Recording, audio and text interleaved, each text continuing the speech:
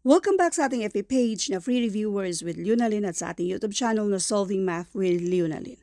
Now, let's answer a question from one of our followers na pinipm niya ito sa ating FB page.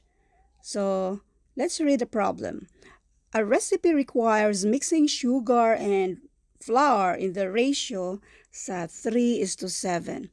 If you need to use 420 grams of flour, how many grams of sugar should you use? So, yung sugar natin, yung unang binanggit dyan ay 3. Sa kanya yan siya. Yung flour, yung pangalawang binanggit ay 7.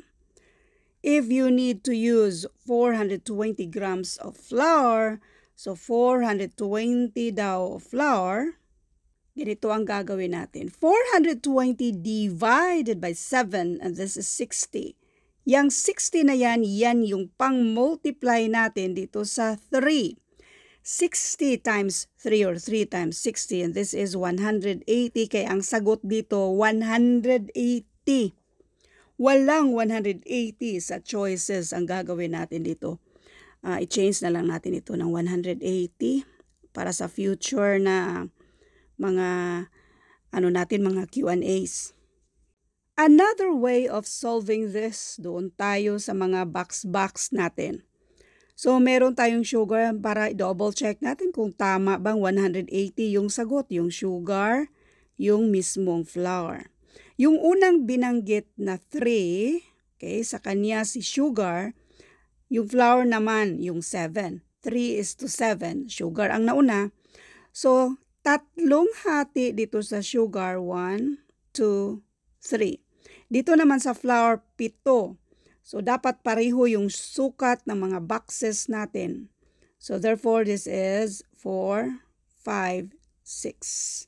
7. Ay, tama na ba? 7. So, 7 ang hati. If you need to use 420 grams of flour, so therefore, itong mga boxes, ito ay 420 daw. Itong 7 mga boxes na to, yan ay 420. So, since 7 sila, i-divide natin ng 7 si 420, and that is equal to 60. Ang ibig sabihin nito, itong mga boxes na to ay tag 60 ang laman. Yung mga boxes na yan, 60 each. Okay, each. So, therefore, dito sa sugar, tag 60 din yung kada boxes na yan. 3 boxes ang meron sa sugar. So, 60 times 3, this is 180. Now, let's do solution number 3. Doon tayo sa cross multiplication. Lahat ng nasa taas ay sugar, lahat ng nasa baba ay flour. Ang ratio na 3:7 ay pareho lang sa 3/7. Ang hinahanap natin ay yung sugar kasi meron na tayong flour. Ang nasa baba, yan yung flour which is 420. Let X para sa sugar na hinahanap natin. Bali, mag-cross multiply tayo. 3 times 420, this is, or 420 times 3, this is 1,260. Now, since cross multiplication tayo, so this is 7x. Para makuha natin yung value ni x, since 7 ay pang-multiply dyan, pang-divide na yan sa kabila or mag-divide tayo ng 7 to both sides para makancel yan siya. Meron ba kayong napapansin? Binalik lang natin si 7 sa pang-divide nitong si 1,260. So, no need na natin yang gawin. No need na natin gawin. I-keep lang natin si 7 dyan.